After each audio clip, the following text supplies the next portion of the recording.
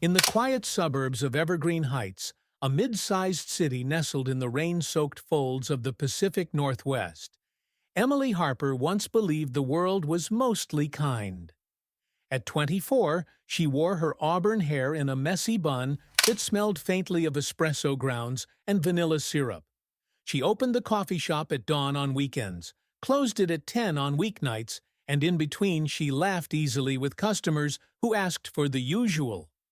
Her life fit inside a one-bedroom apartment she shared with a calico cat named Bean, a tip jar that rarely overflowed, and a walk home that cut through Laurel Park, where the street lamps flickered like they were nervous about the dark. What Emily never noticed, because no one had taught her to look, was the man who began timing his evenings to hers. The first footage is dated September 3, 2023, 10:06 p.m. Camera 14B, mounted above the pharmacy on Cedar and 12th, catches a figure in a charcoal hoodie standing beneath the awning of a closed vape shop. He is angled toward the coffee shop's glowing windows. Emily exits at 10:11, zips her forest green rain jacket, and starts west. The man waits 12 seconds, long enough for a passing bus to hide him, then follows. He keeps exactly 47 yards back, the length of half a city block. When Emily pauses to answer a text, he pauses. When she jaywalks against the light, he mirrors the angle of her sprint.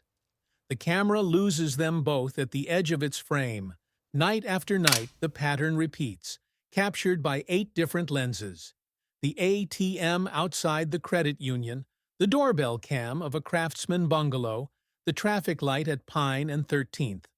23 separate evenings, 23 grainy ghosts. Detective Sarah Kline would later print stills and pin them chronologically across an entire wall of the precinct.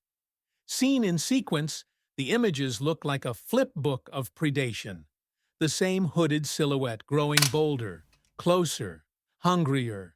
Emily felt it first as a prickle between her shoulder blades.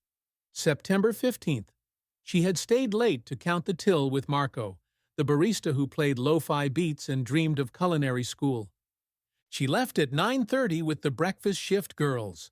She took the long way past the fire station, where engines idled like friendly dragons. She accepted rides from Marco, from the night baker, even from Mrs. Delgado, who owned the yarn store and drove a Mini Cooper the color of lemon curd. Each time the hoodie adapted.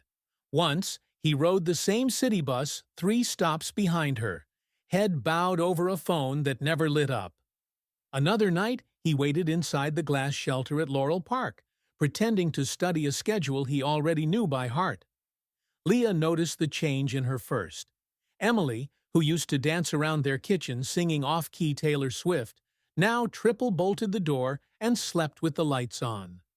She stopped drinking the sleepy-time tea that smelled like lavender fields. Some nights she sat on the fire escape wrapped in a quilt, staring at the park path as if daring the shadows to move. On October 1st, Leah marched both of them to the 17th precinct and demanded to speak to someone who wasn't just going to take a report. Detective Kline took the report. She was 36, divorced, kept a rescue greyhound named Pickles, and believed stalking was kidnapping in slow motion.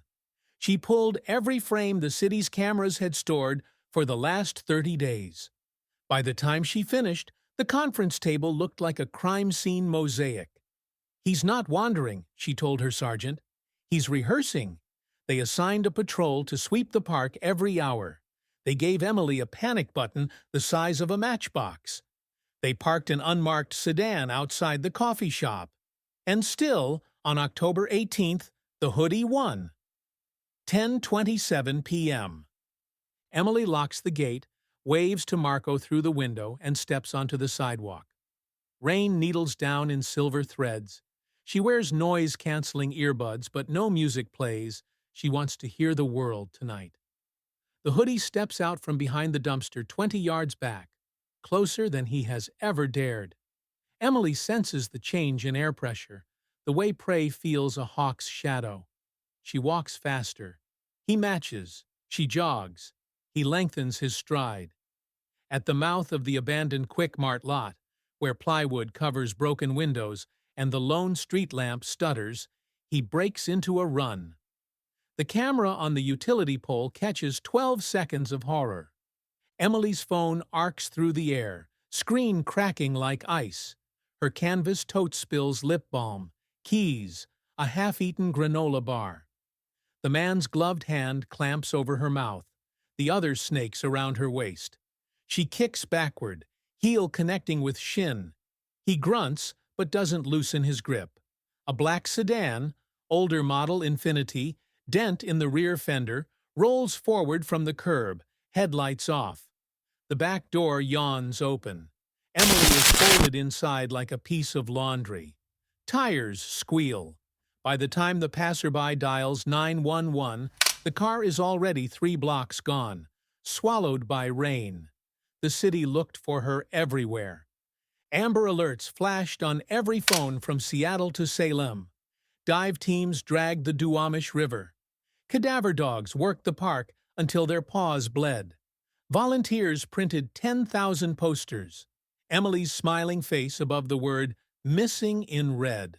Leah slept in the coffee shop some nights, brewing pot after pot no one drank, waiting for a ransom call that never came.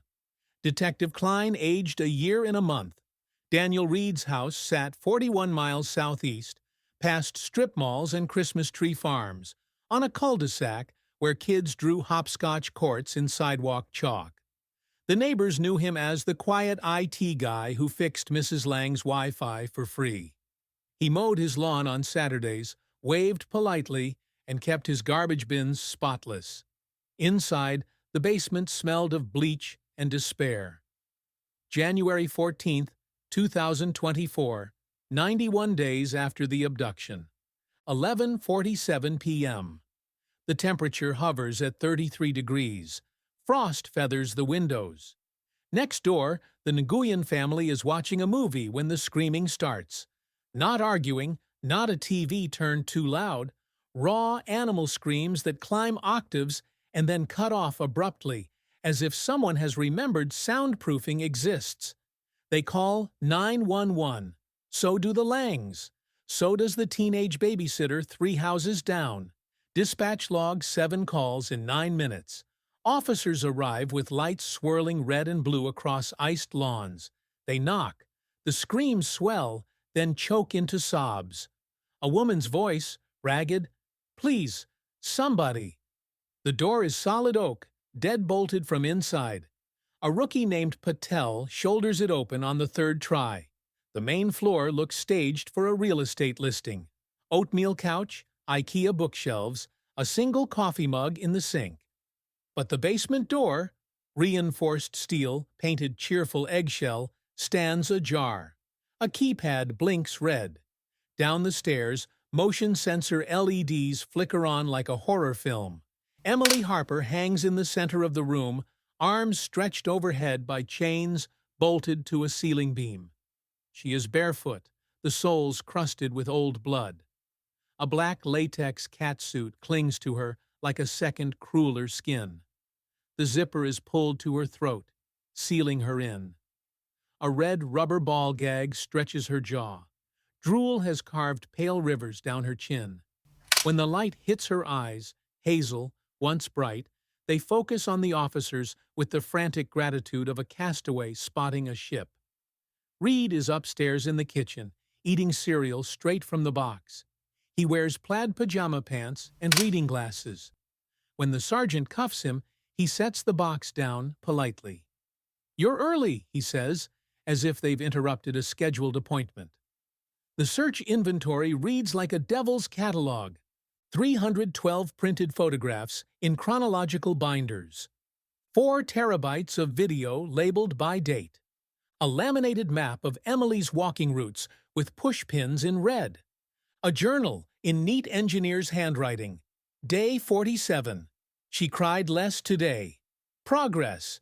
A shelf of latex garments in vacuum-sealed bags, each tagged with a fantasy name. Kitten, doll, pet. A medical kit containing ketamine vials and syringes. Soundproofing foam still bearing fingernail scratches. Emily weighed 118 pounds the night she vanished. She weighed 89 when paramedics carried her out on a backboard. 4 fluids dripped into her arm as she whispered the same 3 words over and over. He said forever. The trial lasted 19 days. Prosecutors wheeled in the metal frame on a dolly. Jurors looked away. They played the abduction footage on a loop until the bailiff had to pause it. Someone was crying too loudly. Emily testified for 3 hours, voice trembling but unbroken.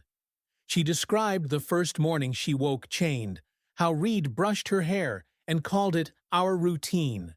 She described the outfits, the photographs, the way he read her old Instagram captions aloud like love letters. When the defense psychiatrist suggested she had accommodated to survive, Emily leaned into the microphone. I survived despite him. Every breath was a fight. On November 8, 2024, the jury returned in 72 minutes, guilty on every count. The judge sentenced Reed to life plus 150 years, no parole, and ordered the basement demolished. The house itself was razed in spring. Wildflowers now grow where the foundation was poured over. Emily lives somewhere. The evergreens are taller and the nights quieter. She is 25, learning to sleep without a nightlight, learning to walk being on a leash that doesn't feel like a tether. Some evenings she video calls Leah, and they drink chamomile tea in matching mugs. She still flinches at footsteps, but she no longer freezes. Therapy taught her a mantra. The story doesn't end in the basement. In Evergreen Heights, the city replaced every flickering street lamp in Laurel Park. They installed blue light emergency phones every 100 yards.